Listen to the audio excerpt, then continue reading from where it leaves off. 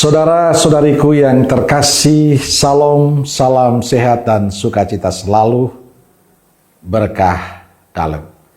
Sudah kita memberi senyum hari ini, Minggu 8 Desember 2024, hari Minggu Advent kedua.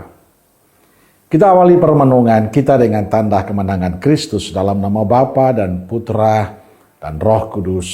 Amin.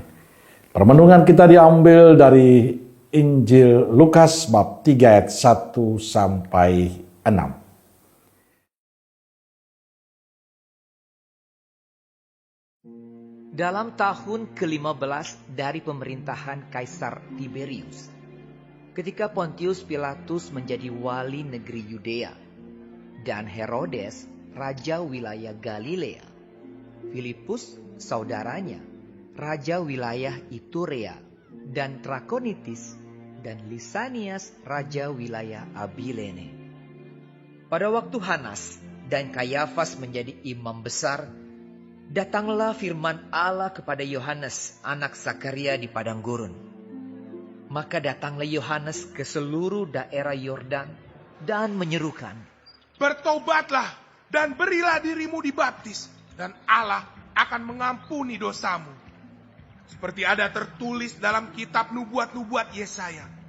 Ada suara yang berseru-seru di padang gurun, bersiapkanlah jalan untuk Tuhan, luruskanlah jalan baginya. Setiap lembah akan ditimbun, dan setiap gunung dan bukit akan menjadi rata. Yang berliku-liku akan diluruskan, yang berlekuk-lekuk akan diratakan. Dan semua orang akan melihat keselamatan yang dari Tuhan." Saudara-saudariku yang terkasih, pada Minggu Advent kedua ini, satu tokoh yang ditampilkan Injil pada kita yakni Yohanes Pembaptis. Dia menyerukan akan adanya harapan dan hidup baru. Ia menyerukan pertobatan. Bertobatlah dan berilah dirimu dibaptis, maka Allah akan mengampuni dosamu. Seruan pertobatan yang disampaikan oleh Yohanes merupakan satu titik awal hidup yang baru. Secara simbolis, Yohanes sendiri sudah menunjukkan cara hidup baru itu. Tempat tinggalnya, pakaian, dan makanannya merupakan salah satu bentuk protes dari cara hidup orang-orang Yahudi pada waktu itu, yang kental dengan kemapanan. Dengan suara lantang ia berseru, "Bertobatlah dan berilah dirimu dibaptis, maka Allah akan mengampuni dosamu." Saudara-saudariku yang terkasih, masa Advent memberikan kesempatan kepada kita, Anda dan saya, untuk berubah dan hidup secara baru. Mengutip kata-kata Injil hari ini, jalan-jalan harus diluruskan, bukit dan lembah harus ditimbun, gunung-gunung harus diratakan. Artinya ada perubahan yang konkret, yang dibangun, dibuat oleh kita. Kita diharapkan menciptakan perubahan dalam diri, dan ini suatu keharusan bagi kita selama masa Advent ini. Masa Advent sebagai kesempatan untuk menantikan kelahiran Kristus menjadi tidak ada artinya kalau kita hanya sibuk mempersiapkan hal-hal lahiriah.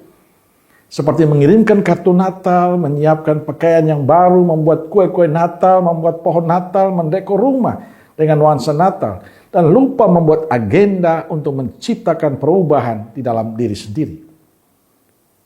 Kalau kita simak Injil hari ini, jelas bahwa Yohanes tidak berbicara supaya kita menobatkan orang-orang lain, melainkan diri kita sendiri.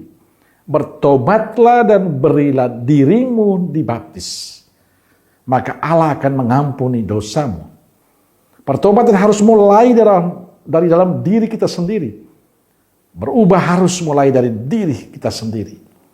Hal itu berarti kita tidak perlu terlalu repot dengan orang lain. Inilah tantangan paling besar bagi kita. Sebab kita sering menghabiskan waktu, pikiran untuk mengurus orang lain, sampai lupa mengurus diri sendiri. Tugas kita selama masa Advent adalah membenahi diri, membenahi hati dengan tekun dalam doa Ekaristi, agar kita dipantaskan Tuhan merayakan kelahiran Tuhan Yesus. Maka saya ingin mengajak saudaraku sekalian, jadikan momen Advent ini kesempatan kita semakin intim dengan Tuhan, kita semakin bersatu dengan Tuhan, sehingga pada saatnya nanti kita dipantaskan Tuhan untuk menerima Kristus pada perayaan Natal nanti. Amin. Semoga Allah yang Maha Kasih memberkati saudaraku sekalian, Bapa, Putra, dan Roh Kudus. Amin. Roh Kudus Nazaret, doakanlah kami. Amin. Berkah dalam.